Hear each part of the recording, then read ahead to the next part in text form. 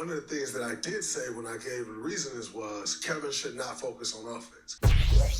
What's up, world? Welcome back to Charge the Game podcast. And Draymond Green is at it again as he is going at KD subliminally. And we all know it. He has a love-hate relationship with KD. I would like to think that he just doesn't like him, point blank, period. You could tell in his gestures. And I'm going to play the video for you guys to, depict everything that I was able to see. And from your point of view, maybe you may feel different. But Draymond Green, man, the menace on the court, the menace to society for the most part.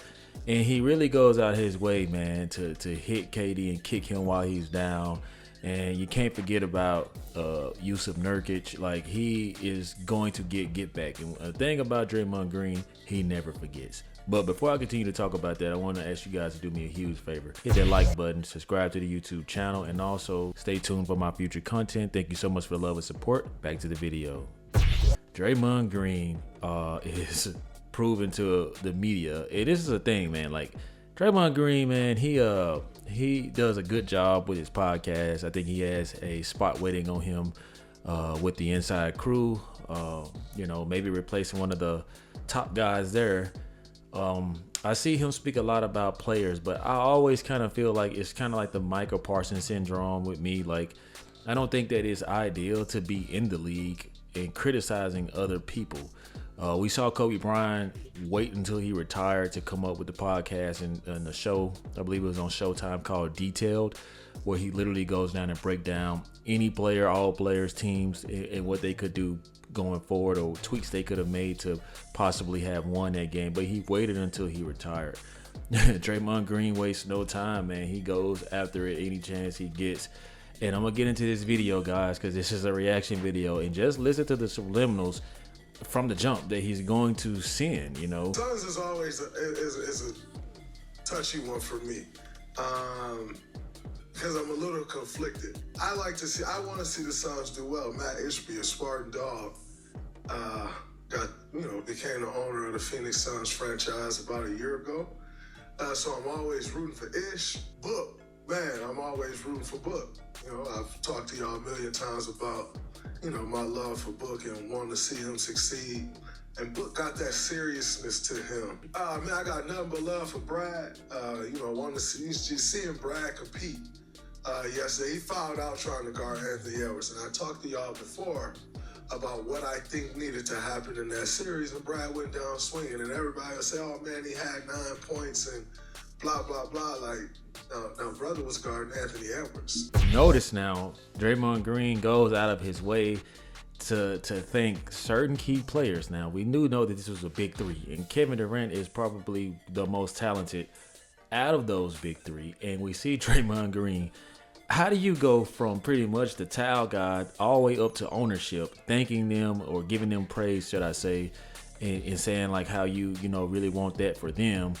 You say Bradley Beal, you say Devin Book, the owner, and when it comes to KD, you see like it's more of like a smirk with him. You can see he's setting himself up to just clown. You know what I'm saying? And throw those slight jabs because that's just the type of player and personality that Draymond Green has.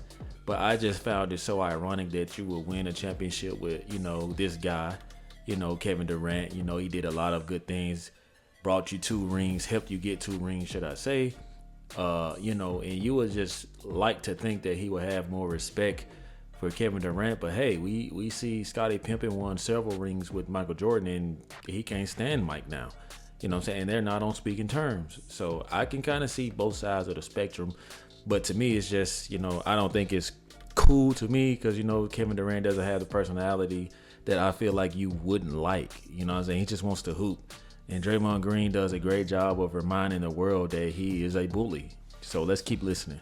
One of the things that I did say when I gave the reasons was Kevin should not focus on offense. Kevin should lock in on Anthony Edwards on the defensive end, play a role on the offensive end, get what comes to him on the offensive end because he's still Kevin Durant. So the defense is going to overreact, but lock in on the defensive side of the ball. And, whether that's spotting up, whether that's, getting your spot every now and then, on the offensive end, but your main focus shouldn't be on the offensive end because I don't think that's what the team would need at that point. So you guys can kind of see what Draymond Green is doing. Draymond Green is placing a lot of the Suns getting swept on Kevin Durant.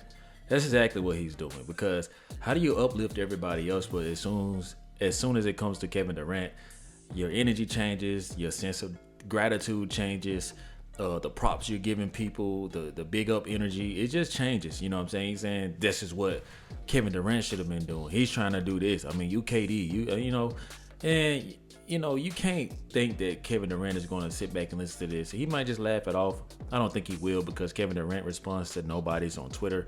And I just think that, Draymond Green constantly sends confusions, because you'll see a podcast, actually one of his very first podcasts, I believe Kevin Durant was on it. It seemed like they had made peace. Whatever happened in between that, I just feel like Draymond Green constantly goes after Kevin Durant. And to me, that's kind of whack. You know what I'm saying? Because this wasn't all on Kevin, and we know that. I think that it was just too much firepower and too much of the same skill sets trying to do the same thing. You know what I'm saying? There has to be some type of sacrifices and commitments on both ends of the floor. And Draymond Green would have sounded better saying that. He would have sounded better critiquing everybody. You know what I mean? Like, Kevin Durant is one of those guys for sure. But Draymond Green being Draymond Green, he is enjoying every bit of this because he doesn't want Kevin Durant to succeed outside of Golden State. Maybe he feels like you should have been down with us and thankful for the opportunity that we gave you. You know what I'm saying? So you guys let me know what y'all think. Let's get back into the video. Essentially what I'm getting at is that's essentially what happened to Brad Beal. Brad Beal is so focused on trying to take Anthony Edwards out the game. Legs gone, came and hit a shot. It started spiraling for him fast. Foul trouble. But he went down swinging, and I got to respect that. Now, he's giving Bradley Beal his kudos, but I wonder, would he even give Draymond Green an inch of kudos or a centimeter if he had that task? You see what I'm saying? He's going out of his way to overly thank Bradley Beal and to convince the Phoenix Suns nations, or whatever, the Valley, whatever they call themselves, to not look at Bradley Beal and to because he seems to be more cool and have more respect for Bradley Beal and Devin Booker. And that's why in this league, I don't like when guys are being the nice guys, because when stuff like this happens, when there is a beef or a riffle or some type of stir up, if you aren't like that, they're going to disrespect you. You know what I'm saying? These players always try to avoid each other. They're always trying to be nice. And then when it's time to stand up for yourself, everybody piles on. You know what I'm saying? Like, if I'm KD, man, like, I'm getting tired of this. You know what I'm saying? Like, but he is a very, very chill guy. And Draymond Green does a great job of throwing that egg and crow all in Kevin Durant's face when things are looking ugly for him. And unfortunately, that is all, folks. That is all. I'm not sure which tweet aged worse. The tweet may have spoiled even faster from the Big Softy. Big Softy wanted to tweet after we lost, on post picture. That tweet spoiled so fast. Like, that's spoiled milk. And that is all, folks. So, you gotta be really careful when you're not that successful and you try to take jabs at people, because when you really don't have control of your own success, when you don't play a large enough role in your team's success, when you can't really affect the outcome of the game, like you can go have 20 rebounds and lose a game. When you really don't affect the outcome of the game, it's really tough to take jabs at people. Boy, one of the worst things that could have happened was this guy got 4 rings, because apparently, I'm saying, he can talk that talk, and deservingly so. Now, with this one, I kind of agree with Draymond Green. He's a 4-time NBA champion, and no, he doesn't put up the numbers of Big Softy, Nurkic. But guess what, man? His impact means more on the Golden State Warriors. And that is true, man. You got to be able to take it the same way you dish it. No Diddy is what the kids are saying.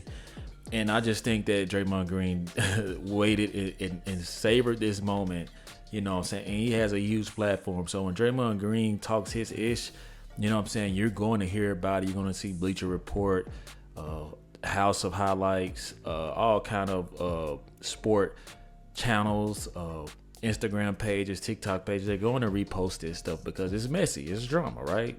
So you're going to hear about it, and it doesn't feel good getting swept. You know what I'm saying? I don't think the Golden State Warriors have ever been swept. I think the play-in tournament is one and done, or maybe two and done. I forget how the format goes.